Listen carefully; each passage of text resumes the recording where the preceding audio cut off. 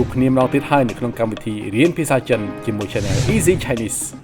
ថ្ងៃនេះខ្ញុំនឹងនាំលោកអ្នកមកសិក្សានៅពាក្យសន្ទនាខ្លីៗសម្រាប់អ្នកចាប់ផ្ដើមរៀនភាសាចិនដំបូងពាក្យដែលខ្ញុំនឹងបង្រៀនលោកអ្នកនោះគឺពាក្យថាតើអ្នកឈ្មោះអ្វី你叫什么名字你叫什么名字你叫什么名字ខ្ញុំឈ្មោះច័ន្ទសី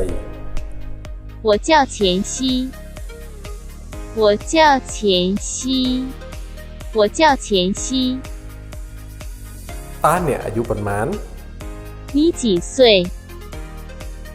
你几岁你几岁